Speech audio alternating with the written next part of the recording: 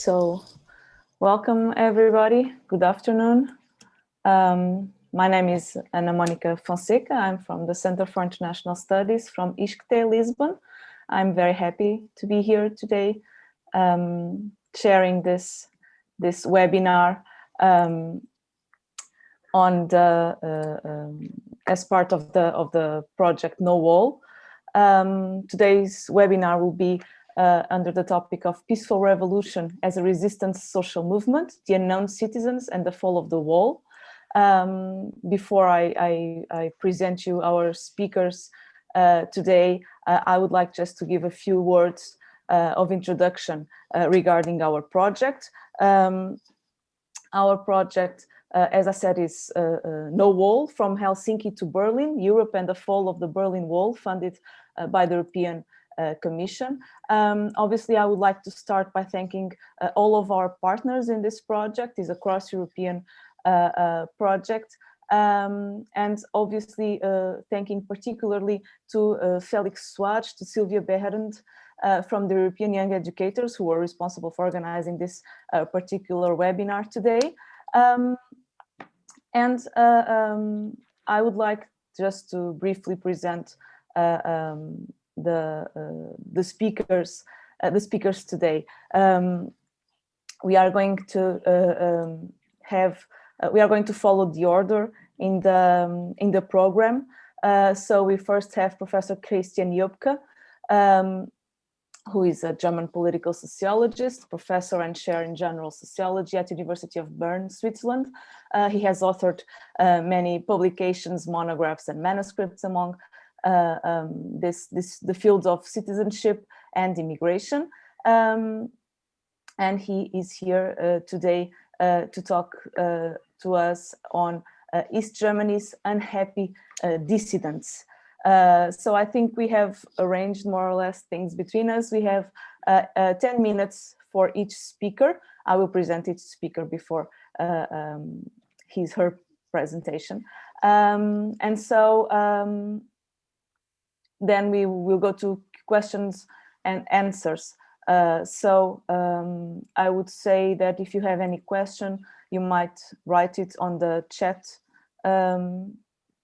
process, on the chat part here in Zoom, I believe. And so feel free to pose your questions, and I will then bring them to our speakers. So with no further ado, and thanking to James, Katrina, Jonel, and Christian so much for being here, I would give the floor to Katrin Joppke, thanking you also for being here. Christian, the mic is yours. Being here is funny. I would really like to be there. Yeah. And no walls is a very optimistic notion, as one of the many vices or virtues of the Chinese virus was to rebuild them mightily all across Europe with the happy participation of politicians and epidemiologists. So no wall is having an entirely new meaning these days, which is of course not the topic of this meeting. I assume I got the honor to speak here because of my mid-1990s engagement with dissidents in East Germany and opposition movements in communist systems. I wrote that book and a couple of spin-off articles, and ever since I have not dealt with the matter. So my whole competence is in a way having a relook a generation later, what still holds in this analysis. It was a very ambitious project at the time, in that I tried to lay out the logic of social movements in communist regimes, and in secondary respect to find an answer to the question why the GDR, and particularly GDR opposition, was so different. Now, I already spent at least one of my 10 minutes, so I have to be brutally short on the theoretical framing of that study. So it's an empirical study, but it was quite ambitious theoretically.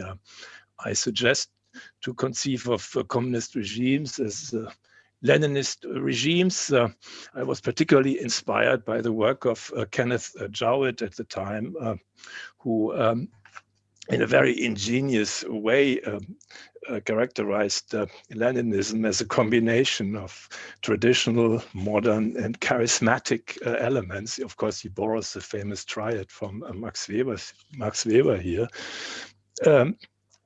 In essence, a Leninist regime is a combat regime. That is a concept that Philip Selznick introduced in the 1950s already. That is the book from which I, next to Jowett, learned most, a combat regime. And the regime built on these premises is kind of movement. It's activism. That means for opposition, it speaks a language that is counter-movement, counter-political, counter-activist, very different from the typical repertoire of social movements that we know in Western societies. And before I came to this dissident topic, I actually studied from a comparative view social movements in Western countries. And shock-like, one becomes aware what a different world that is. Communism is movement, opposition is anti-movement. Now, opposition in Leninist regimes over time has taken a variety of forms, and I distinguish between three of them: revisionism, which is the attempt of intellectuals to live up to the promises of the Marxian gospel, if you like. That was a form of opposition, of course, intellectual opposition only, not really social movement opposition, until 1968 with the Prague Spring. That was finished. And then came a big caesura in the intellectual engagement, critical engagement with the societies in which they lived. They moved from revisionism to dissidence. And dissidence is really the most consequential expression of opposition to a movement regime. It has to be counter-movement. It has to be a stress on individual rights, a stress on pluralism, a stress on anti-politics. What oppositionists then try to establish is to get the things that the West already had. That's a word that Georgi Konrad, a Hungarian intellectual, used at the time. It was the revolution that brought it all down was a nachholende Revolution. That is a very apposite term by Jürgen Habermas, a recovering revolution to kind of get the goodies that the West already had, basically rule of law, constitutionalism, and even markets. These guys were reading Friedrich Hayek with quite some enthusiasm in the opposition circles at the time. Now, revisionism and dissidence, of course, is intellectual affair. And in the critical moment when everything came to a collapse, we know it was nationalism that, in a way, built a linkage between these lofty intellectuals and broader populations. And it was a civic, at least initially, in the happier environments, a civic nationalism, not an ethnic nationalism.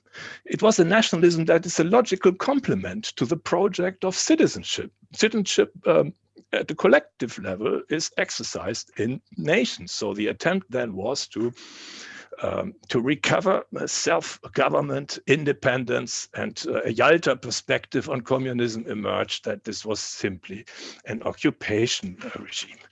Now, East Germany was different. And why and in what ways was it different? There was no turn from revisionism to dissidence. And to make a long, complex answer, to give a short answer to a long and complex story, why no turn to dissidence? because nationalism and nationhood was not possible as something that intellectual oppositionists could make recourse to. And that's the story of the dark German mid-20th century, that Nazism basically made an unambiguous identification with nationhood and things national impossible.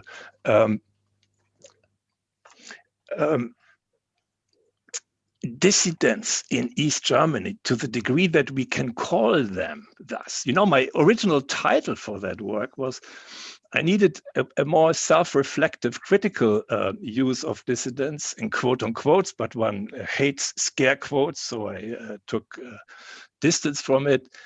The initial idea was to call it dissidence manquée, which is a French word, kind of unachieved dissidence, if you like. Well, luckily, I did not go for it. I went for the descriptive term, dissidence, more as a description of opposition without this narrow meaning. Now, those who on the intellectual side opposed the regime to a degree or criticized it to a degree remained in a funny way loyal to that what they opposed. The old communist guard of East Germany that built the state and more or less were still in charge. It was then, of course, the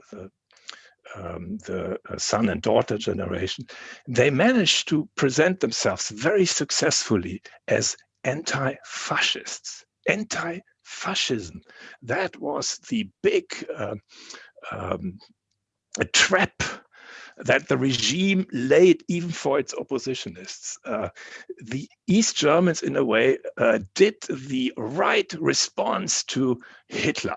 They ruptured, in a way.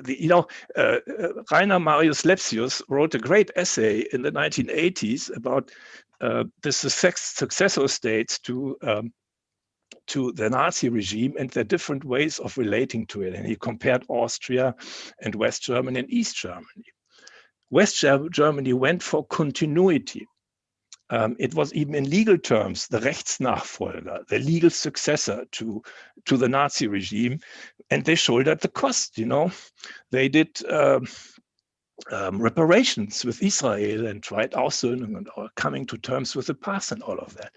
The East Germans didn't have, because definitionally they were exculpated. They were the fighters. They were kind of resistant to fascism from the beginning. So they were, in a way, the good guys. So anti-fascism was a discursive trap that the regime laid for the oppositionists, and they became caught in it like mice going after Speck. And a second way in which this regime very successfully presented itself was as a peace state, ein Friedensstaat. And peace was the big mobilizer at the time, in the 1980s, when opposition politics started, was all the moment of peace movements all around Western countries, and of course also in East Germany. So old regime loyalty through this dual angle of anti-fascism and then the peace state self-description and legitimization of the regime, into which all oppositionists bought into. Of course, there were different types of intellectual opposition about which I'm only talking here, because I'm talking about opposition in that context of either revisionism or a dissidence. First, there were the literary intellectuals. East Germany was the home of intellectuals. And the most important one, who returned from exile, like Bertolt Brecht, Anna Segers, they went to East Germany. Not all of them went to East Germany, but East Germany was kind of a republic of letters, a place for the literati. And these guys were, of course, completely trapped into this anti-fascism rhetoric, also because they were a bit older. Those then, in the 1980s, John Joppke called them the blocked ascendants. That was a totally different type of also kind of intellectual opposition, but they were not the brilliant writers. They were mathematicians, or they were academics, they were priests, and they were socialized in the Lutheran church. And from that, they built a kind of a nameless opposition. But even the blocked ascendants bought into the anti-fascism plus peace state rhetoric of the regime. The first opposition movement in the 1980s was tellingly called Initiative für Frieden und Menschenrechte, Initiative for Peace and Human Rights. That was the main platform of these younger anonymous blocked ascendants. And peace, of course, was the one thing that the regime also wanted. It was the time of détente, right? So they were, in a way, already with this peace thing in bed with the regime that they, of course, also very courageously opposed. And I do not question the courageousness and the moral impetus behind it. I'm simply laying out the ways in which these people, these oppositionists, were trapped. And the second way or expression of this being trapped in the kind of the self-presentation of the old regime as the proper response to German history is all these peace activists distanced themselves from the so-called Ausreißer. The Ausreißer, that was the exit movement. In a way, the exit movement was the functional equivalent to proper dissidence. Just, you want a normal society. You want what the West already had. But in the case of Germany, what the West already had was to go there because it already existed in terms of the Federal Republic. So all these activists, they really built complete distance between themselves. They didn't want to cooperate with the Ausreißer. And as we of course know, the Ausreißer ultimately that is the social force that brought down the old regime through the besieging of the Hungarian embassy in Budapest. I mean, the East German, and that they brought the fences down, and then like domino, stone after stone collapsed. So I think I have my time already over. Yeah. One last word I'm still allowed to say. There's a very interesting change then in the self-perception of these blocked ascendants, those who built the Noise Forum and all the civic organizations that were driving the actual regime transition, of course, not in their chosen direction. After it happened, they changed rhetoric. Then they became resistant fighters against dictatorship. The word dictatorship would have never been used in the 1980s to describe the SED regime, because in principle that these were the good guys in the context of German history. And after the fact, they presented themselves in terms, very binary terms, that they were either victims or perpetrators, that there was resistance against dictatorship.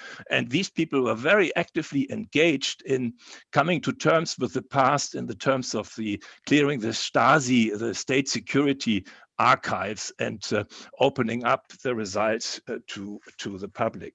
I make a full stop here. This is a ridiculously short 10-minute line, and I think I scrapped only the surface. Thank you very much. Yes, and I thank you, Christian, so much for your effort to synthesize so many things, but I'm sure that we are going to have much more, many questions, so we will be able to further discuss more the details on your paper. Thank you so much for this. Now, with no further ado, I would give the mic, the computer, to Katrin Hattenhauer. She's an activist and an artist as well. She comes here to talk to us about her personal experience, so experience and personal view about the unfolding of the peaceful revolution from the perspective of an activist. Katrin was one of the founding members of the movement that led to the Monday demonstrations in Leipzig, so very important to the events of the end of the 1989 in East Germany. She obviously now has over 20 years of experience in socially engaged art projects, civic education. She was awarded the Federal Cross of Merit, and she's here today to talk to us, and we are very happy, and we thank you very much for being here, Katrin, not sure, but the floor is yours, and thank you so much once again. Yeah, hi. So nice for having me. Hello, everyone. And great topic, Nowall. It's still a challenge, I would say, for today. So in order for you to understand our movement, few personal things. As the wall came down exactly in this night, I became 21 and I just had left prison. So to understand who we are, this is important to know. I haven't ever planned to become an activist or to be part of a movement that brings down the wall. So I have become an activist out of, I would say, an inner necessity. Why do I say that? So that means I grew up very close to the border. And what I learned first as a kid was that I'm living in the better Germany. Great. But in the same time, I was asking myself in school, so if I'm living in the better Germany, so why we are locked up then, right? So my life very much started with this kind of lies. And I could count very much as a kid. And knowing that my mother and all her friends didn't go to elections, and the regime was telling, well, we won 99%. I was smart enough to count that together, right? So, and there was a habit in East Germany. I think it's everywhere, but I say East Germany because I grew up with this notion of, please don't say a thing because we cannot change things. We cannot change how things are. So don't ask why we are locked in a country in the better Germany. So just stop to ask this.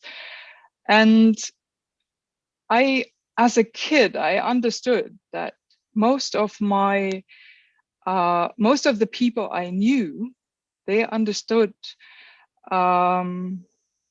life either as a curse, we cannot do anything about it, or as a blessing. Everything that happens is either a blessing or a curse. So, and I thought by myself, so why is it a challenge? So I couldn't understand, because I joined the ecological movement very early on. So I was 14 as I planted trees. And I always was in the city with a lot of seeds. So at least in spring, I could see the difference because my flowers would come out. So I actually could see the proof that I can make a difference. And I decided that this is the right way to go. And so unfortunately, the GDR didn't think the same. So I wasn't allowed to study in the GDR. And so I joined the church to study there. And that's how I came to Leipzig. And I thought, because I only have 10 minutes, it's a very important question. Why did the peaceful revolution start in Leipzig? Why wasn't it Berlin? So It's as simple as that. Berlin has seen a long history of opposition, right? And they did good things. They had a great impact, and they had a lot of writings, and they had a Samizdat culture that was very alive, but still they didn't reach the people in the GDR. Still, this is a fight between Berlin and Leipzig, and I can tell you many of the older oppositions wouldn't, they would try to oppose now. But the truth is that we have been a younger generation in Leipzig, and we understood one thing, that we have to create images in order to reach people. And that is very important for us, that we cannot just go for Samizdat and for all the informations we share in the underground. That if we really want to make a difference, we have to bring the people of Leipzig and the people of this country onto our side. And for this to happen, we understood that we have to create images that everyone, without having a Samizdat and without reading our papers, would know this is correct what we say. So, and I have to say that also to explain, I joined an opposition group just with 12 people. I was the last one to enter this group. It was called Injustice. So it was called Justice. So because that's what we wanted justice. And so, and different to Berlin or to former opposition groups and movements in the country, we decided that we work secretly, we work conspirative. It's not allowed. We are not one of those church groups that everyone can enter, because if everyone can enter it and everyone can be part of it, then the secret police would be part of it as well. So as simple as that, we decided that the 12 people we are together in this group we called Justice, that we only take in people who had already risked their future, their perspective. And so they would likely not betray the others. That's how we started to work. And to tell you one thing, we were also one of the first groups very openly, very clearly, we decided we would work together with Ausreisers, right? Because we understood that they are on the same page than we are. They only decide with their feet that they don't want this regime anymore. And they have a right to decide it this way. So, and we thought, well, maybe this can be a mutual connection. So I tell you on one thing how this worked to understand how effective we have been. So, for example, we decided as a Romanian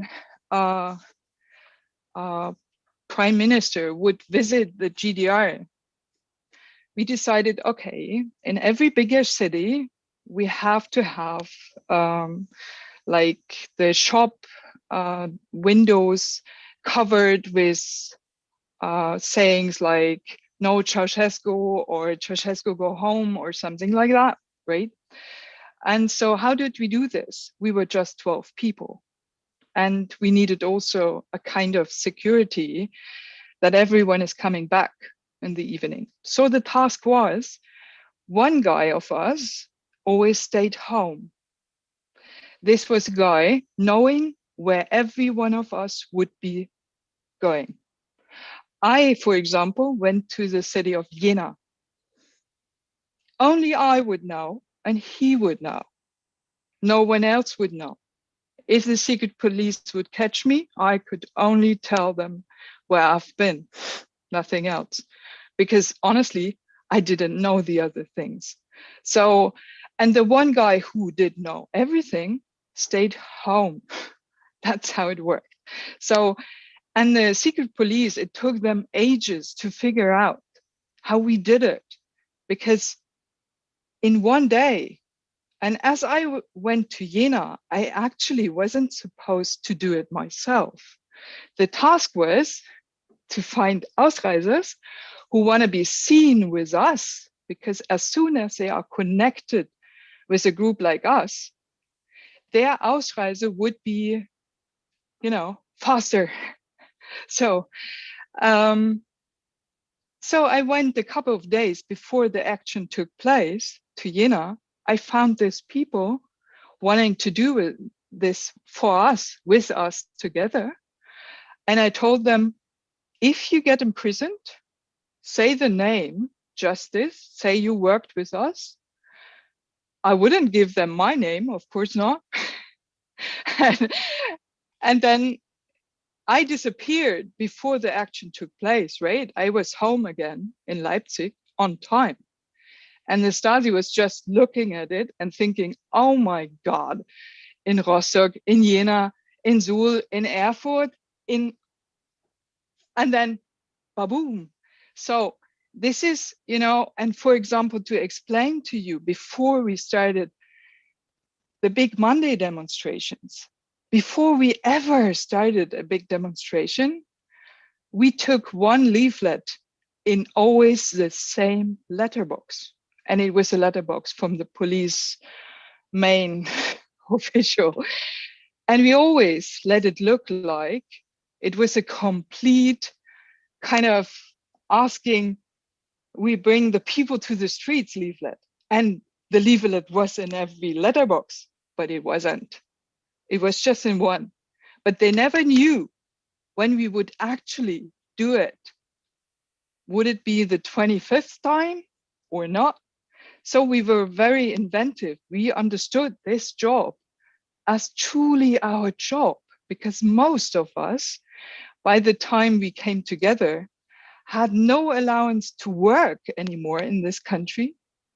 No, by this time, I didn't even have a legal passport anymore, a legal document, because as soon as they wanted me to show my documents so that every police officer can see, oh gosh, she is a troublemaker, right? So she doesn't even have a legal passport yet. So this is how we worked, to understand that we created the biggest illegal busker festival in Leipzig. That was a test and the first step we thought doing towards revolution. And it was in June 89, and it took us almost a year. You have to consider that we didn't have social media like Facebook, or we didn't even have a telephone, right?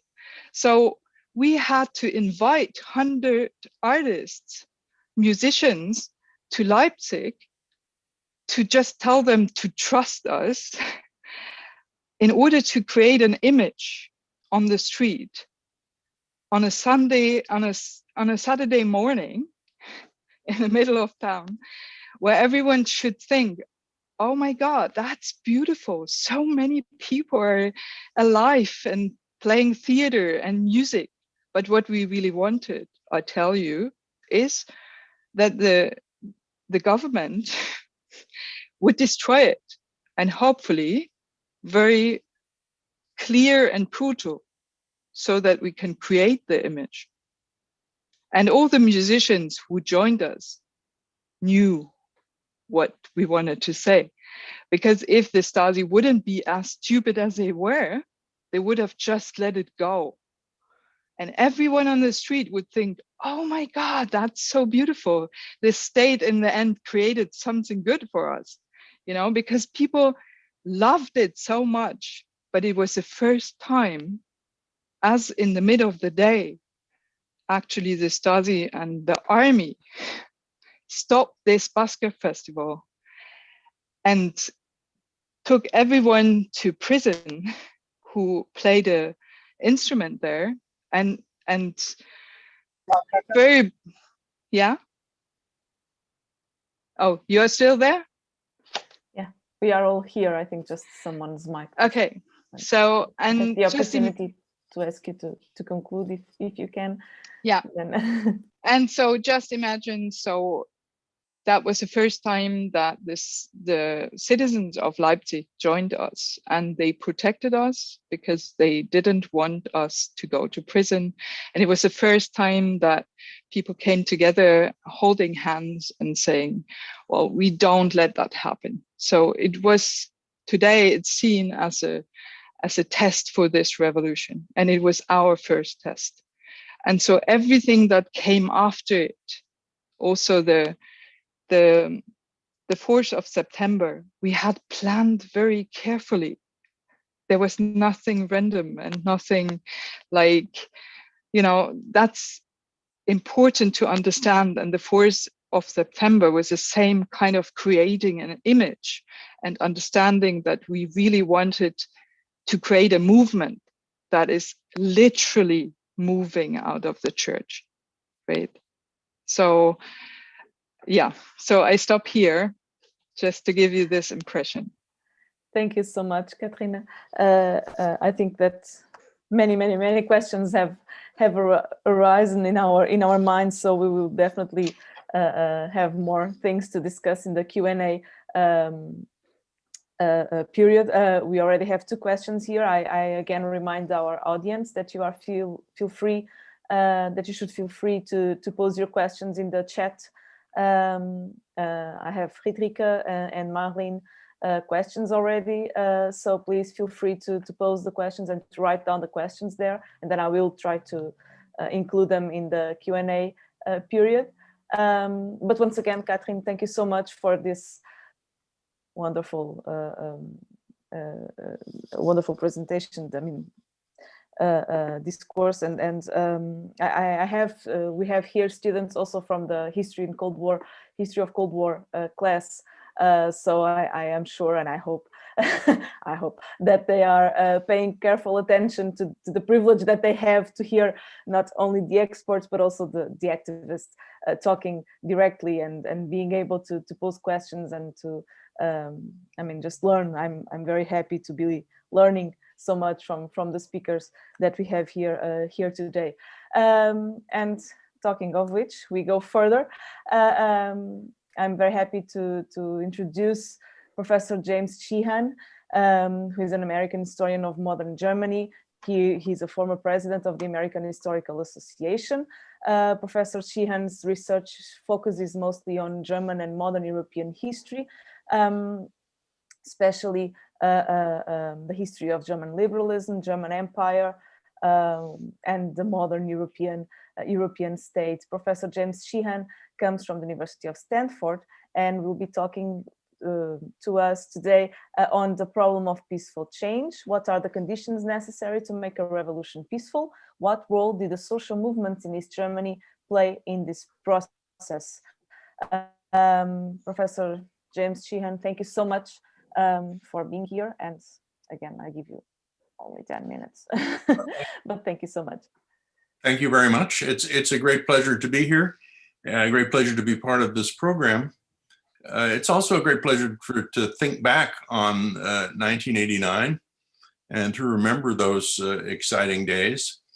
I spent them not with the demonstrators as Katrin did, but in the relative comfort of West Berlin, but nonetheless had the feeling that historians rarely do of being part of history. We usually study people who are dead and far away from us, but to be right in the middle of it was a great thrill.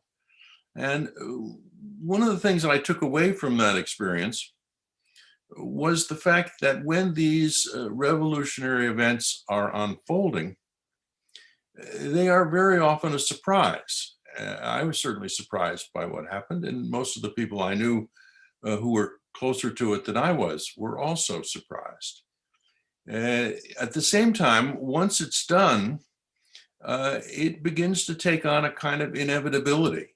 It looks like it had to happen the way it did. And I think that was true of 1789, the great model revolution, but it was also true in 1989 as well. Now, what I want to try to talk about in the 10 minutes I've got is an aspect of this, and that is the fact that it was largely, some people were beaten up, and there was an element of violence. There was the storming of the headquarters in the Normannenstrasse, but by and large, it was a peaceful revolution, which in itself, it seems to me, it needs to be examined and thought about. It's hard to talk about peace because we tend to think of it as something that doesn't happen. And it's always harder to explain things that don't happen than things that do. But nonetheless, that is, I think, a critical part of this whole experience.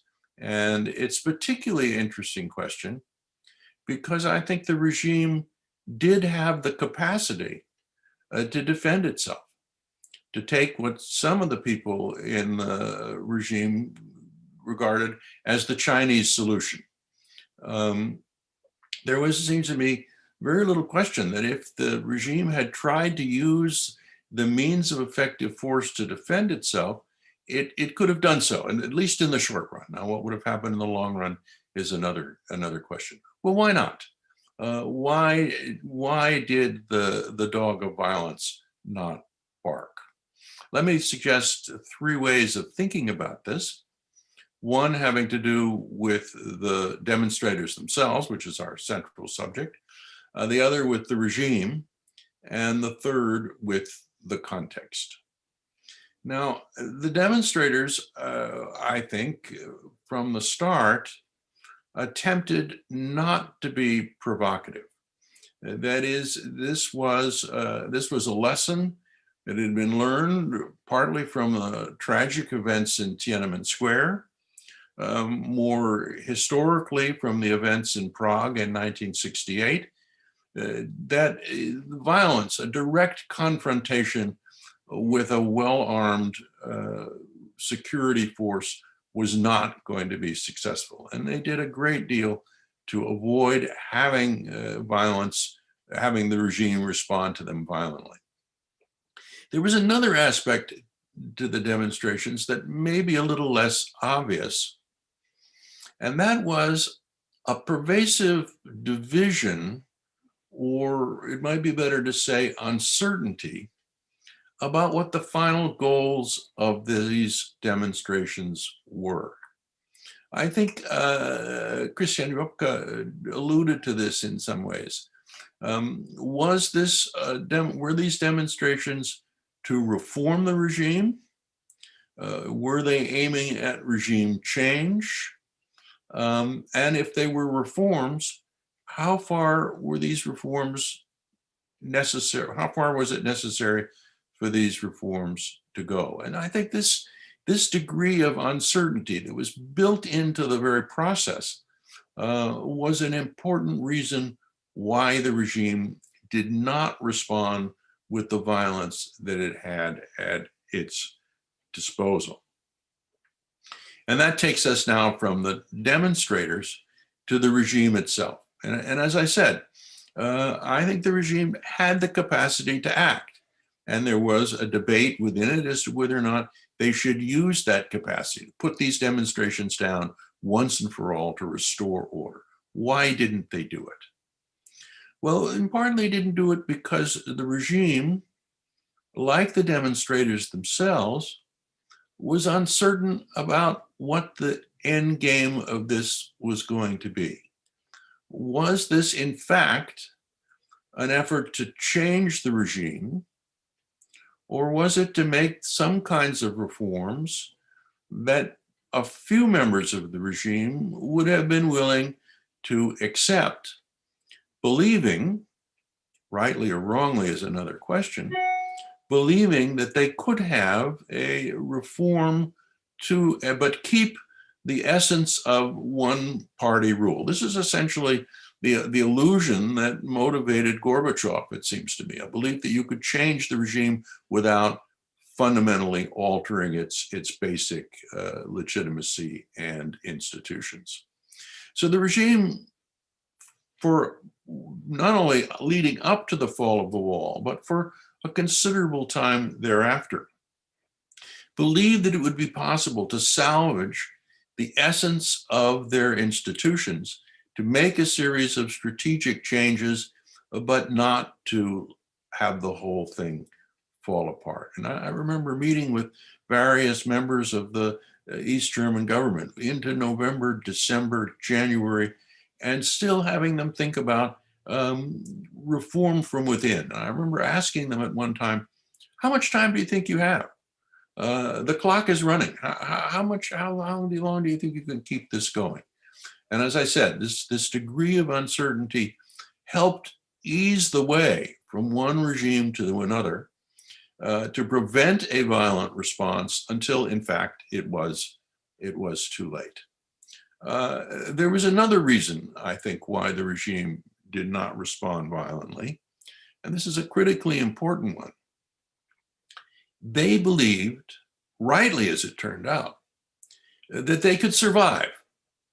They could certainly survive reform, which is what many of them wanted, but they could even survive regime change. That this was not for them a matter of life and death. This was not true of Lenin. Lenin knew that he would not live if the Bolshevik experiment went under. And I think it's very often true in revolutionary situations where the forces in defending the regime feel that their only real alternative is to act violently or not to survive. So the belief in survival was a critically important element in those internal debates, mainly before the fall of the wall, but even immediately thereafter, those debates as to how far the regime should go to defend itself. And that takes me to my third and final point. First one had to do with the demonstrators themselves. Second one had to do with the regime. The third one has to do with the context.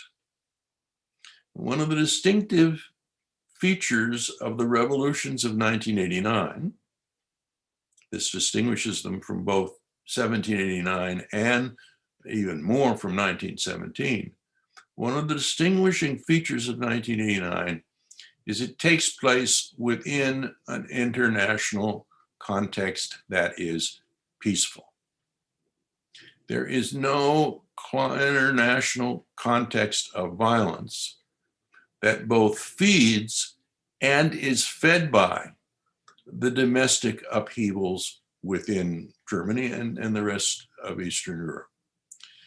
This strikes me as very important for not pushing the demonstrators to a violent attack on the regime, and very important also for not pushing the regime to use the means of effective force to defend itself. There was not going to be intervention, at least military, violent intervention. There were lots of other kinds of interventions, of course, from the West, but these were not the kind that would break this process of peaceful change. The other part of the context is a little more complicated and not something I think we can talk about in the little bit of time we have. The other interesting aspect of the context is that there was not a struggle over what would take the place of the revolution. This is usually, in revolutionary situations, the principal source of violence, not the seizure of power, which often goes fairly quickly. It's the struggle over who gets the power once the question has then been opened up. This was certainly true in 1917. The Bolshevik coup in October was relative. So there was some violence there, but it was relatively nonviolent. The real violence comes as the various parties struggle over who's going to be the heir of this new regime. And this doesn't happen in 1980. It doesn't happen in East Germany. In fact, it doesn't happen anywhere.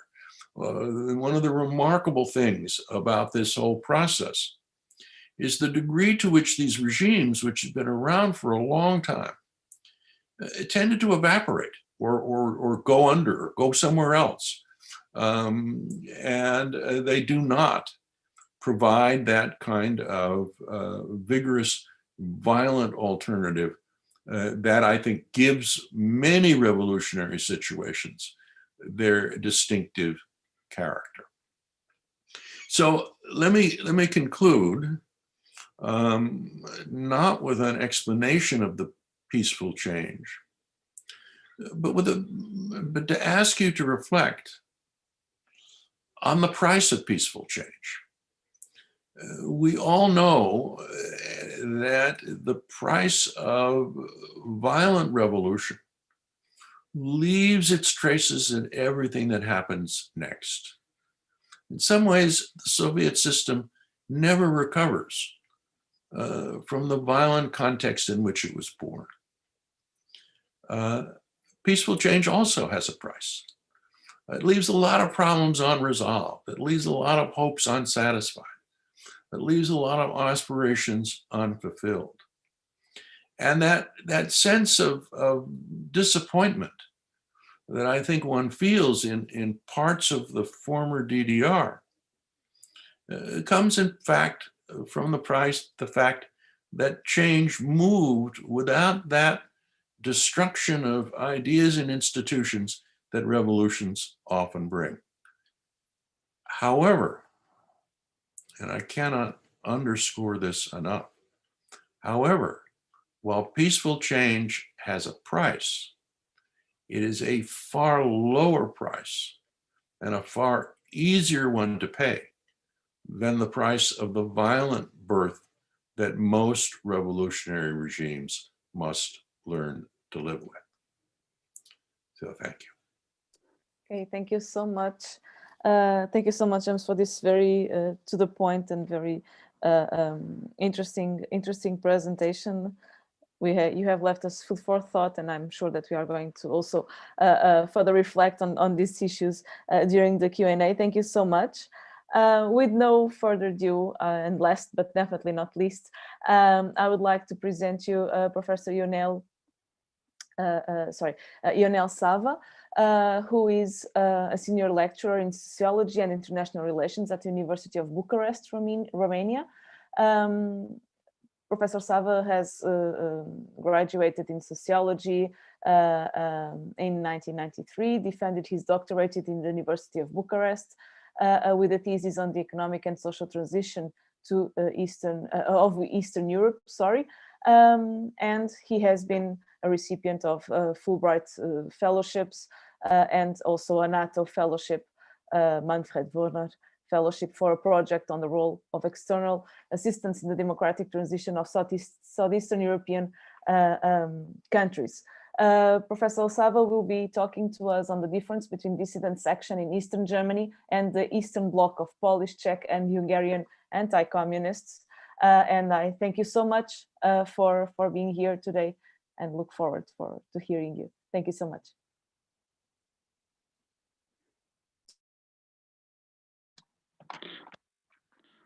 Thank you, Monica. I hope it's everything technically okay. I am also much pleased to participate in this debate in this evening with such distinguished audience. As a sociologist, I was so to speak, impressed, for instance, how much importance Professor Joppke attached to the idea of citizenship in general and identity in particular. It was one of those things in Central and Eastern Europe that really made an importance for the ordinary people, and I will explain you how it happened. That then it was a discussion on how intellectuals contributed to settle the debate that will sooner or later get into the great transformation of 1989. Everything that we were referring or talking about Eastern Europe, it's also related to the history of the 1970s, 1980s, which were significantly different than, for instance, in the 1940s or 1950s. What happened from a historical point of view in that period of time, it's also important in the sense of assessing the transformations. So when we talk about identity, cultural the discussion and cultural promotion, so to speak, in Central and Eastern Europe, when we talk about the history of that last decade, we also talk about something that sociologists call contention. There is a politics of contention which is initiated in the 1970s and went to the 1989, 1990, with the result that we know as the democratization and transition to democracy and market economy. So from this point of view, I will use what the late sociologist Charles Steele, also historian, as you know, and the author of this contention politics in general, explaining how the cultural, that means the intellectuals, the technocrats, the labor unions, and last but not least, the Catholic Church made a difference in order to improve the chances for revolutionary change in the late 1980s. So everything somehow started in the 1970s, indeed, with the great debate that the Central European intellectuals were somehow promoting in the Western publications in general. You may have heard about Milan Kundera, Georg Konrad, and few other intellectuals in Central Europe that were somehow nostalgic about the Vienna, the Prague, Budapest, that were somehow solidarity, cities of solidarity, Central European solidarity in the early 1900. They were looking with this cultural nostalgia for that regional solidarity that was keeping the intellectuals from all of these regions to share a common culture, a German culture indeed, but a regional one, which was satisfying the local expectations as well. And this cultural nostalgia, we identify it today with the Mitteleuropa. This is a concept which is different than the German specific one, the Central Europa, for instance.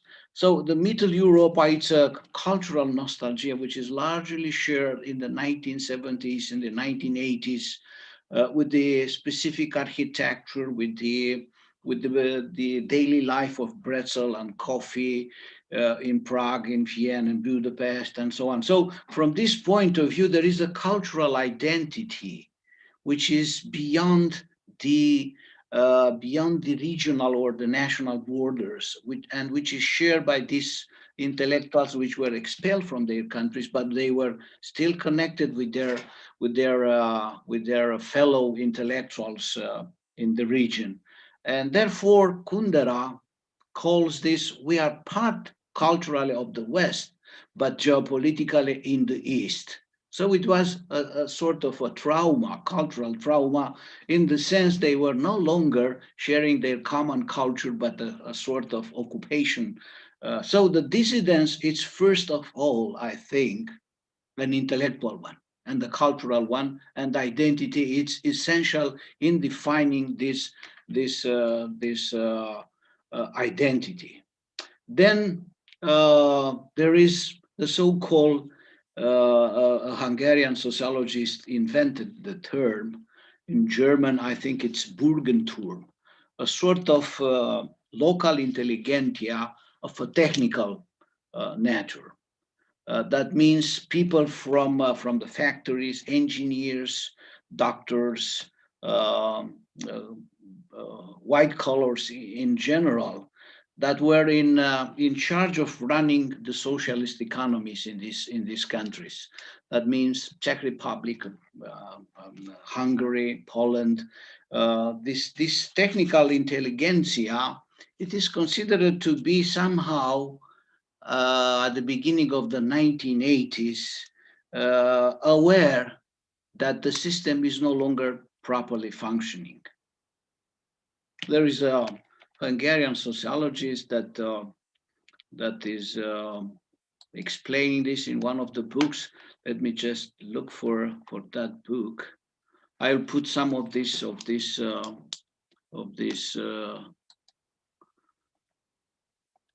just a second. Okay, I would rather put it into the chat so the students could also access it. Well, it's even Seleny. It used to be for quite some time at the UCLA. In 1999, he just made and published a book which is called the Making Capitalism Without Capitalists. That is, transition was somehow envisaged by this technical elite. It's a sort of technocracy of the East, which is in that period of time somehow undermining the regime. And it was just a matter of time until they somehow realized a sort of alliance with the dissident intellectuals in order to try to change the things as they were in that time. However, that was not necessarily enough, because there was something that Charles Tilly calls the ordinary people, and he thinks the labor unions should also get associated with the process of democratic transformation. And that happens, as you know, in 1979, when the Solidarność labor movement, labor union, also made its first attempt and signals to that the regime needs certain political change. Solidarność, it's also getting associated with a large number of intellectuals in that time. You know very well, Havel was somehow responding and sympathetic to this, but also a number of Michnik in Poland was also supporting the Solidarność. And therefore, things are getting, so to speak, in this dynamic of contention, is getting layer by layer, is getting a proper specific mass. Yet is not the right times or the moment things to change in that context. There is another one which is also coming in that period of time, and this is the Catholic Church, especially in Poland. After John Paul II is elected Pope in 1978, Catholic Church, it's also associating and supporting some of the actions the Solidarność is developing in Poland mainly, but also to a certain extent in Czech Republic, in Czechoslovakia at that time, in Hungary, even in some parts of the former Yugoslavia, such as Croatia or Slovenia. And therefore, from a sociological point of view, I will say that the critical mass, it is almost or already created in order to bring that necessary change that movements usually do. In 1982, you may be aware, and I think Professor Sheehan, it's certainly knowing that there is a French sociologist which is coming to Poland in Gdansk, and I think it's 1981, 1982. It's Alain Tourin, and he's identifying in in this specific Solidarność movement in the communist in a communist country, a sort of new social movement. That it's a social movement of the future, the one that would also expand its features to some other European, or why not non-European social context. He calls it the total social movement. In the sense, it is a labor union mainly, with some religious, some intellectual, cultural, or some technocratic allies. But he thinks this is the movement able to change the regime for good and for a new form of society that, Touré explain it as a post-industrial society mainly. Just to summarize, there is first this intellectual debate in the 1970s. The Helsinki process is encouraging intellectuals to discuss, and their model of preference is the 1900s Central Europe, which is Vienna, Budapest, Bratislava, Prague, solidarity beyond the national borders with the common culture and the common language and so on. The second is the so-called the technocratic elite, which is realizing that the system is no longer properly functioning without the mechanism of the market.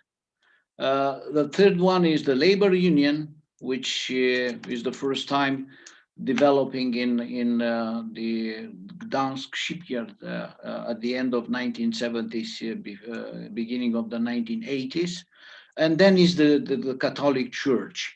If you look today in this social landscape in Eastern Europe, especially Poland, but also in Czech Republic and Hungary, you'll see all of these layers, the cultural one, the technocratic one, the labor union, and mostly the religious also surviving after 30 years of the fall of the Berlin Wall, surviving in different forms, in spite of the fact that the Solidarność, as we know it from 1980s and 1990s, no longer exists. An American sociologist also somehow interested in Eastern Europe calls the Solidarność the civil rights movement of Eastern Europe. That is, it's a sort of movement which is diverse in its composition, which is having a repertoire specific to the region, which is adapting its strategies for different contexts, but which is making the work of changing Central and Eastern Europe for good. If there is something that was pushing, that was on a daily basis moving Central and Eastern Europe in the democratic and market-oriented society, that was this sort of movement. A number of books explain, a number of articles and authors, which is a very rich literature on the subject. But mainly as a sociologist, I think it's the dynamics of contention which was specifically functioning in the case of Central and Eastern Europe from mid 1970s until late 2000s. The situation is a little bit different today, maybe in Hungary, quite different, but I should say this is a different discussion. What is important is that Central and Eastern Europe managed to create its own social collective actions in late communism, and then they were transformed in a sort of engines for the making democracy and market economy work again. Today, this Europe they were dreaming about in the 1960s, 1970s, it's in a good part of it already in place. What, for instance, Milan Kundera dreamed about a Central European solidarity with some critics. It exists today in the forms of the so-called Visegrad Group. It is a little bit, strange sometimes how they approach current Europe. There are some certain and legitimate accusations of illiberalism, but that Central Europe, which is indeed different than former Eastern Germany, and is different than the current region of Southeastern Europe, to include Romania, Bulgaria, and even the Balkans. So that Central Europe they were dreaming in the 1970s, it's already in place. It is diverse, it is multicultural, it is Slavic, Hungarian, Polish, German, part of Austria, even Croatia, and so on and so forth. And in different ways, this region is looking for achieving more regional and so to speak, common identity in a quite competitive and challenging Europe. I will put some of the links on the chat so the students could also access this literature. It happened that I coordinated the first regional conference on social movements in Central and Eastern Europe in 2015. Okay. Large number of Central and Eastern European gathered in Bucharest and discussed. It was just a first step. There are many others to be done, but I am quite satisfied that we somehow opened the possibility to discuss these issues and to get to our agenda to also make it compatible with the European wide one and why not the Euro-Atlantic one. So I will stop here, and I will be delighted to take questions from you. Thank you very much indeed. Okay, thank you so much, Ionel. Thank you to all the speakers that have presented us with so many interesting aspects. I think we truly have 4 presentations, 4 topics that definitely bring the topic of our project to life, this no wall idea that there is across European, not only East-West, but also within Eastern Europe, across European set of movements and dissidents that comes together, and that is very relevant to what was the change in 1989. I do have some questions, but I already have an inscription from Luís Rodrigues, who has risen his hand. He rose his hand. I really don't know. I'm sorry for that. And then I have also some questions from other students. But Luís Nuno, thank you. You have the floor. Thank you very much. My name is Luís Rodrigues. I am the coordinator of this project, and I really want to thank all participants today and speakers for their interventions, and of course thank Felix and the European Young Educators for putting together this wonderful panel. This being 100% sincere, this was really important for us because it really gave us the perspective that we want of combining academic analysis and reflection with first-hand testimony from actors and activists. So this was really a great panel, and will continue to be. In this project, this Nowall project, we wanted to stress, is a project funded by the European Commission, by the way, and with such great partners as the University of Helsinki, the European Young Educators, the Willy Brandt Foundation in Berlin. But what we really wanted to stress was the agency and the protagonism of European actors in the end of the Cold War. Political leaders, non-governmental organizations, churches, youth and students, activists, groups.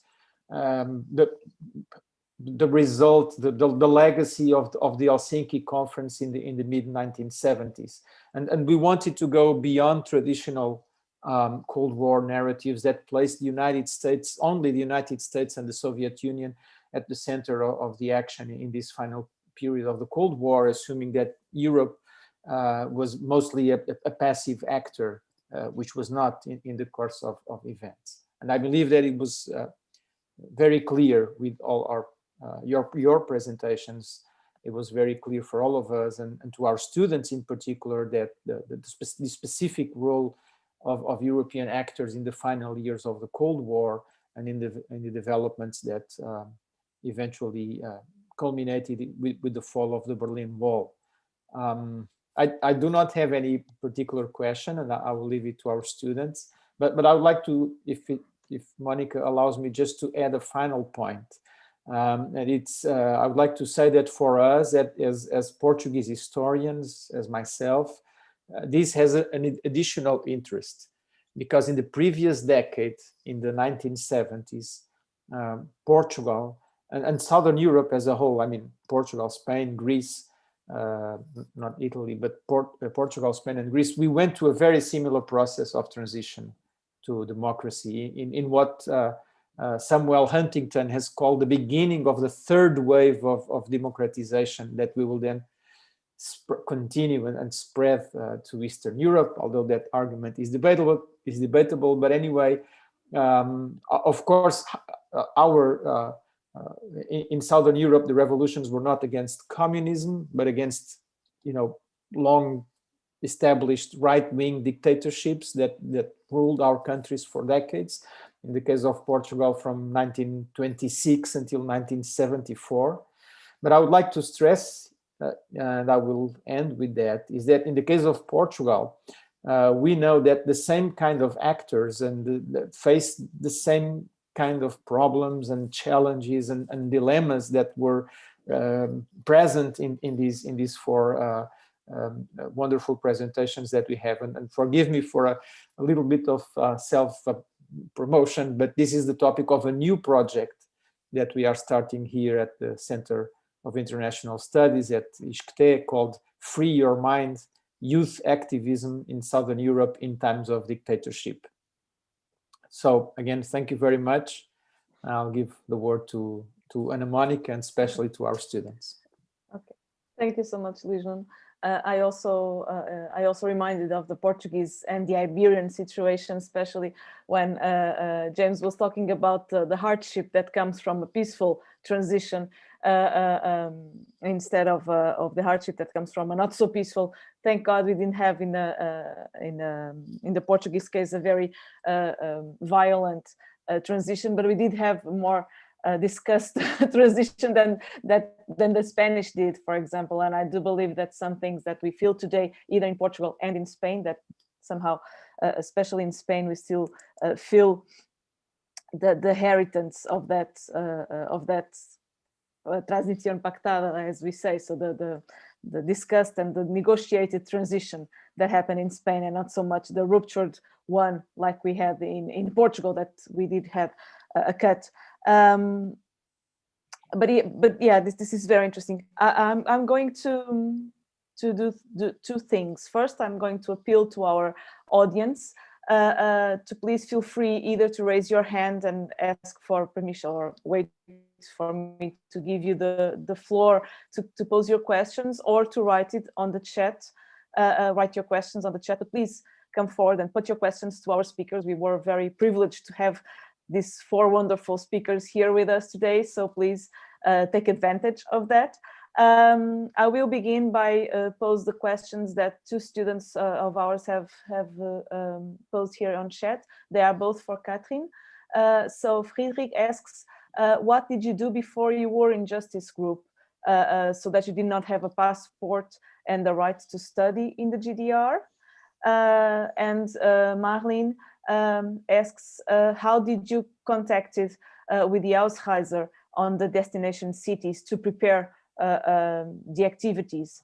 So did you have a previous contact with them before the actions were carried out, or just, for example, you arrived to Vienna, and how did you find out people who were willing to participate? Was it through mutual friends, or how did it work? Thank you.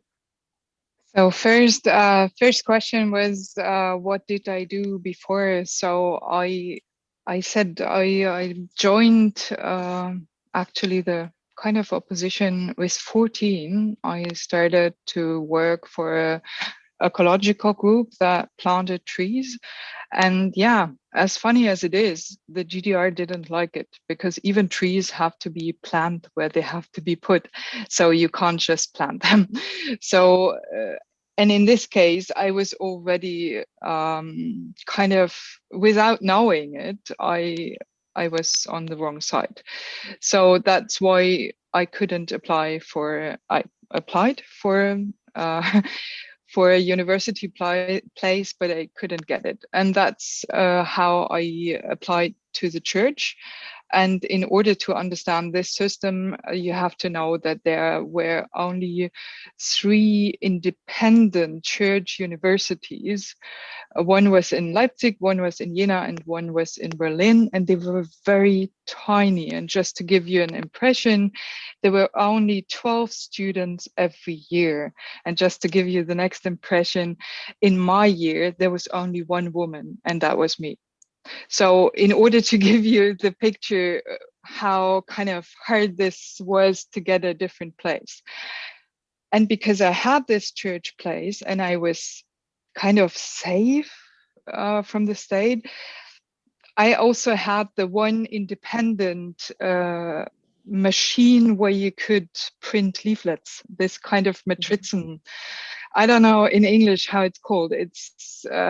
It's very old. So it was like you had to write with the typewriter and then to put it into this press. And so it was very big, and I had a tiny room in church, but at least it was kind of, they had to say before they searched my room, they had to call the church. And that was how I always was able to save this machine. But then the state, the government decided, so we need this machine. And in order, we press the church to kick this student out. So they were going for 3 students, and I was one of them, because they wanted the machine. Yeah, we saved the machine before, but I lost this place. So this is how I came in the situation not to have a passport anymore, because you have to see that in this last year before I actually went to prison, I was coming to kind of personal treatments every week. I had to show up for 20 hours to be interrogated. If I didn't show up, they picked me up. So that was already a situation that I was in, and this was the situation I didn't have a passport. But I wanted to say something else. I wasn't asked, but it's very important to know. We actually had very strong relationships we had friends in the Charta 77 in Prague, and we had friends in the Solidarność, and we actually looked up to them and we learned a lot from them. And these relationships were stronger than we had relationships to the West. That's very important to understand as well. Yeah, thank you. Katrin, I was going to ask you that about your relations with other movements besides Eastern Germany, and even probably within Eastern Germany. But thank you for that. But regarding the second question, how did you contact it or find out about the Ausreiser? So if you could. So it took us actually a long time to build this network. So in order to understand that the peace prayers, they didn't came out of the blue. The peace prayers were set up from 2 students, theology students, in 82. Almost for years, for 7 years, there were nothing else than just 10 people showing up in the church and being together with these peace prayers, right? We created a platform, and in these years, these people created a network of who is a dissident and who wants to leave the country. But if this person wants to leave the country, who wants to kind of push that a little bit and be useful before. And so these were people, they actually on some point, they were reaching out to us because they figured out from kind of mouth to mouth information that if someone would in prison say, oh, well, we actually work together with this group and with this kind of people, they would get their kind of Ausreise very much quicker.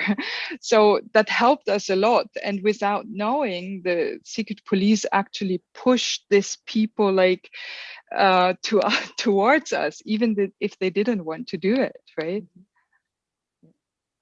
Yeah, that's very interesting. I do have one question that just came out what we were talking about. What about I mean, you said that you were the only woman who entered the on your year on that church university, if I understand it correctly.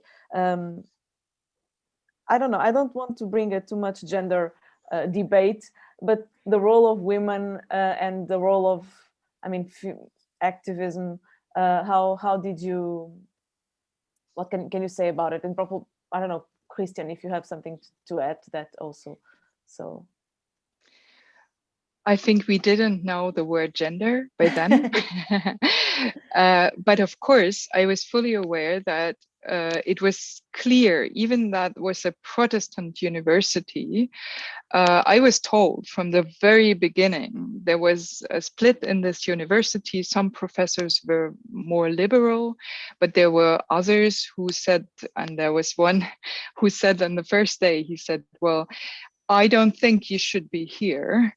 But as you were smart enough to enter, so I'm just telling you, you have to be twice as good as your colleagues to make it with me. You know, I knew that from the beginning. So, but that was okay. I mean, I didn't last long anyway for different reasons.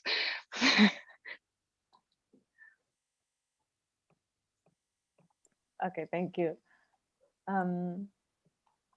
I don't know. I would like to open the floor to our audience for some more questions, please. Yes, I can go.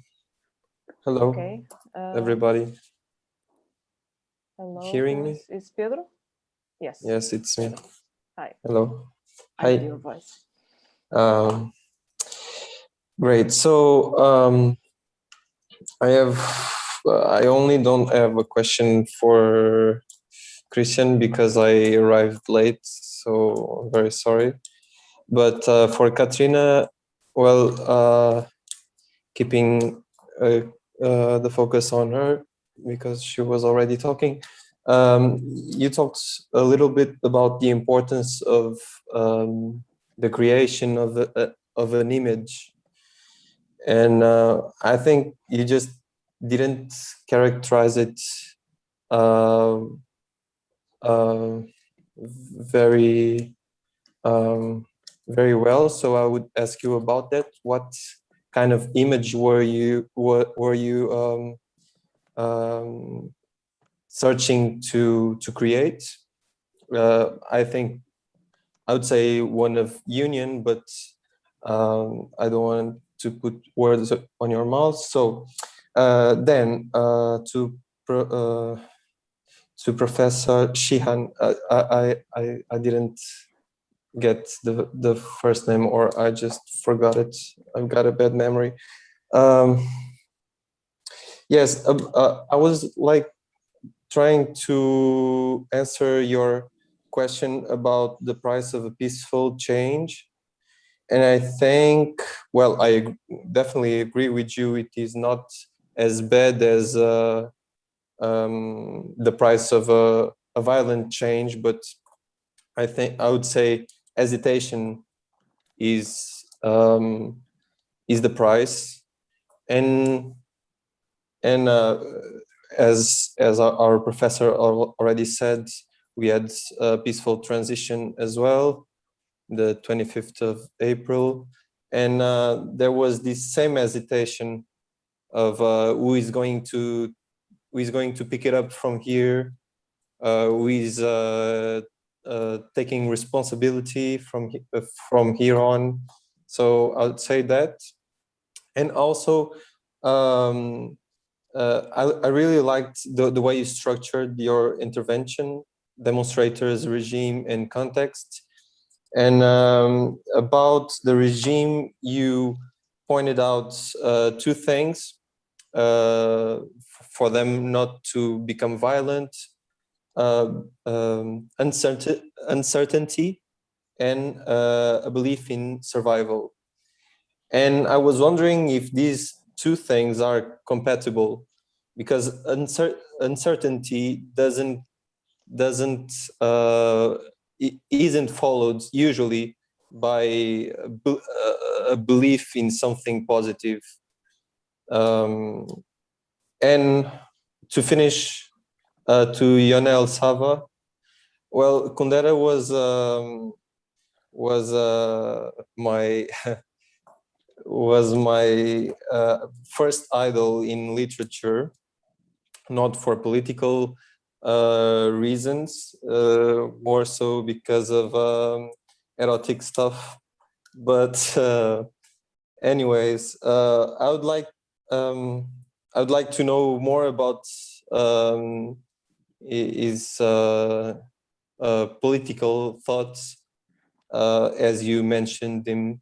So if you could just say something on that, I would appreciate it. Thanks. Thank you so much, Pedro. So I would give the floor to the speakers. We should follow the order of the questions. So Katrin, and then James, and then Yonel. All right, I try to make it as quick as possible, even if that is very hard. So before, you have to imagine you live in a country where the truth is made by a media that is completely telling people lies, that everything is okay, the economy is okay, and we are a good country, and so on. And we only had this Samizdat kind of newspapers, but in order to understand, you need to know that if we printed one of them, there were just 100 of them, maybe, sometimes only 20. So how fast would they pass through the population? How fast would the population understand? So if we had no other media than just a couple of printed leaflets to explain ourselves. So what we wanted, for example, with the Basque Festival, was to show that we actually live in a dictatorship that doesn't accept kind of joy, music, theater, and that makes it illegal to do something like it. So, and we hoped, so if we would be able, what actually happened, if you would be able to put 100 musicians and theater makers on the street, and they would be willing to perform there, and then the state would go in, as they did, with the army, and they were surrounding the city, you have to imagine, and catching every musician they could find. But before, it was a Saturday morning where the people in the city just enjoyed the music and the theater.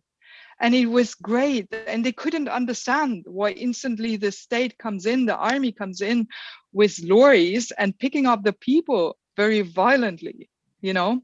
So in this moment, even if that is sarcastic to say, we wanted this image to be created because we wanted the population to know this is a country we live in. This is a truth, what you see here. And if you see it, if you understand it, tell everyone. And it was like a fire going through the country because everyone knew, oh my God, even if you ask people today after this Basque festival, in Leipzig, everyone knows, you know? So the image worked. And that's what we did with many other images as well. We always thought, how can we create it? How comes the government in and completes the image?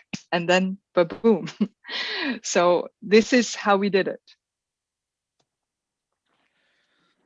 Yeah, thank you for the question. But before speaking about Kundera, let me just mention that women participation in the dissident movements in Central Europe, and let me mention again, is Czech Republic, Czechoslovakia, Hungary, Poland mainly, not that much Romania and Southeastern Europe, as this is a different discussion.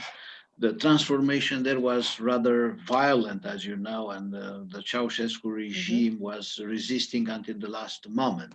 But in Central Europe, in the Middle Europe, as I mentioned, women participation was quite important as well. Let's remember the Solidarność was a labor union that was organized because in a shipyard dominated by male workers, a woman was fired by the communist regime in that time. Anna Valentinova, and I put a reference to her name on the chat, so you could also get some additional information. And it is quite amazing how the male-dominated labor union with Lech Walesa as a patriarch somehow, they mobilized in order to protect and to defend this woman. This is how Solidarność started. And for that reason, it was quite impossible to understand for the communist officials in that time how it was possible, because of a woman, you know, to turn around to make such a mess in one of the largest shipyards in Poland. Quite amazing indeed. Okay, then it's Milan Kundera. Kundera, it's, as you may know, he was expelled from Czechoslovakia. He spent most of his time in France. He published in the United States as well. Of course, his literature, it's quite impressive indeed, and he was translated in many languages, and I am glad to know that Portuguese is one of these languages. However, his political text, his political writings were the ones to make the difference. With the permission of your organizers, I will put one of his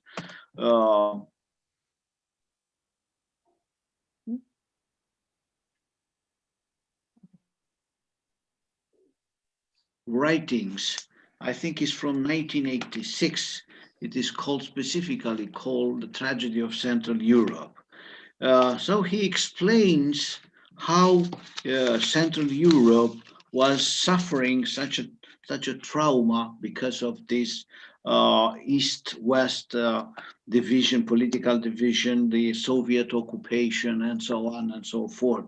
This text is distributed in Central Europe in many thousand, maybe millions of copies, from people to people, from intellectual to intellectual. Sometimes it was banned by the secret police and so on, but Kundera It's already inspiring the local intelligentsia, the intellectuals in these countries in the late 1980s, and Havel, Michnich, and many others are speaking the same language. György Konrad in Hungary and so on, they are speaking the same language.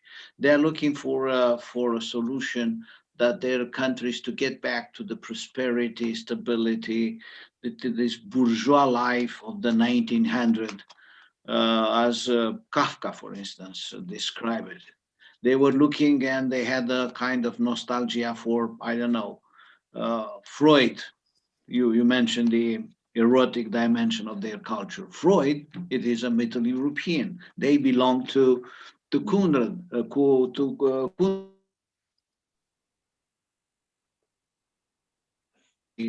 so to speak, influenced by, they share the same culture. Oh, representative for the culture of this.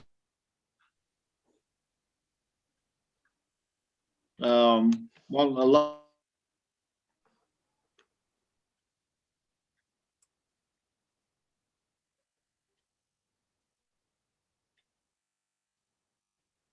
Does anyone else has problems with listening? Yeah, I lost it. I don't Oh, copy. okay. Such a, you know, okay, so yeah. Oh, okay. Thank you, Yanel. We lost you a little bit in the last minute, in the last seconds of your, probably 1 minute of your answer, but I think we got the most of it. And thank you for the links. oh, okay. Shall I answer Pedro's question or? Yes, please, James. Thank you. Okay. Pedro asked two questions, one about the price of peaceful change and the other about uncertainty and illusion. Uncertainty. Let me answer the second one first, because I think it's somewhat easier to think about. Uncertainty and ambivalence among the demonstrators, I think, encouraged what turned out to be an illusion among the leaders of the regime, that they could reform the system without destroying it. And this was essentially the illusion that Gorbachev had. And it's interesting that these revolutions, like the Great Revolution of 1917, which is also built on a very different kind of illusion, succeeded, in fact, not because people read the situation correctly, but because they read it incorrectly, and because they drew different conclusions than, in fact, what turned out. Now, the price of peaceful change is really a big and complicated issue, because I really think it goes to the central problem of democracy. And I think Tocqueville once said that democracies are able to inspire aspirations for equality that they can't fulfill. So there is, I think, built into the democratic experience a certain degree of unsatisfaction, of frustration. And I think successful democracies don't solve this. They learn to live with it gracefully. And living in a democracy which is not living with it particularly gracefully at the moment, I can say that with some conviction. But I think there is a degree of dissatisfaction, of frustration, that is part of the democratic process. Winston Churchill once said, democracy is the worst system except for all the others. And I think there's a profound truth to that. You might say peaceful change is the worst kind of change except for all the others. And I think there's some truth to that as well. Well, thank you so much, James. I totally agree with that as well. We still have like 10 minutes to the end of our session. Does anyone else have any other questions that they wish to pose? If not, I will conclude our yes, Lars. Good evening, Oh, everyone. okay, Yes, thank you. can you Make hear it quick. Yes, okay. So I have a question because I'm French, Parisian, and Polish and German at the same time. So, and I want to say, before all the people, so in the east of Europe, so especially so important fought for liberty. But now, because of liberty, so after the individualities are too strong, and when the individualities are too strong, after we are destroying like nations. Or if we want to save our democracies, don't you think we have to preserve our nations? Because after we will have only a chaos. Thank you. Okay, thank you. I don't know, anyone in the panel wish to address this issue? I feel like this could be another webinar on the current situation and the heritage of the transitions in Eastern Germany, in Eastern Europe, sorry. But I don't know if anyone feels like saying something. Thank you, Lars, for your question. It's definitely at times where some walls are coming up. I don't know. Well, if I may yes, say thank a you, few words. Of course, there is a long period of time that things somehow change. We have already 3 decades of this regime overthrown, and of course, Central and Eastern Europe is now part of European Union, of a North Atlantic Alliance. These countries are somehow consolidated democracies, in spite of critics and that countries such as Hungary, it's rolling back somehow the democratic principles.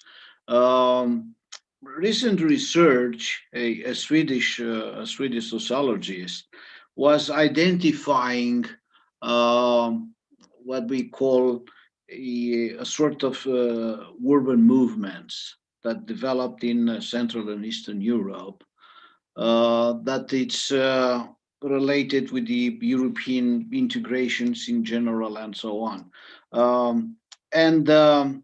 A sort of post-NGOization is happening, in the sense the old civil society of post-communism of the 1990s are replaced by new form of civic participation, which are more directly and so to speak close to the grassroots. I mean, a number of new civic organizations, what we call the association in general, it's improving in countries like Poland, Czech Republic, and they are looking for a better life in the urban areas, better education, security, identity. There is a urban culture, especially among the young people, which are, pop music, concerts, and so on and so forth. Key music, and that is Korean music, why not? So these new generations are already looking for different forms of social participation, of collective action, and what we call, and they're contributing to improving their own neighborhoods and so on. So from this point of view, a post-NGO, that means they are no longer looking for financing from the mainly from abroad, in order to promote women's rights, minority rights, constitutional reforms. And so they are able to raise their own resources and engage them in improving daily life. For instance, in Bucharest, we have already, for the first time, a mayor that was elected last year, and who is not a party member. He's not a politician. He's coming from an organization which is called Safe Bucharest, looking to expand the green areas, to improve the tenants' rights, to manage, to better manage the waste and so on. So the first time we have a mayor which is not listening to the political guidance, but citizen support. And it seems it's a good choice, and it's not just Bucharest in this situation. Some other big cities in the region are also experiencing this sort of post, so to speak, transition transformation. And we are quite optimistic that social participation will improve, and collective action will offer less political corruption, more care for the elderly, and so on and so forth. Yeah. Thank you so much, Oh, thank you for answering. for the And question. so I think we can wrap up this very successful webinar. First and foremost, I wish to thank all the 4 speakers, Christian, Katrina, James, and Lionel. Thank you so much for your time, for your presentations, for sharing your knowledge with us. Thank you also to Felix Soares and Sylvia Behrendt from the Young Educators who have organized all this. Thank you very much for all the audience, the participants. Thank you for your questions. I hope that you have enjoyed this as much as I did, because it was really interesting to have to be here and to be able to host this discussion. So thank you so much, everybody, and thank you also, Lionel, for the links that you have made available to us. And I wish you all a good evening. Stay safe, stay healthy, and stay happy. Thank you. Thanks. Thank you. Thank you very much. Thank you for the links. Thank you. Thank you. Bye-bye. Thank you. Thank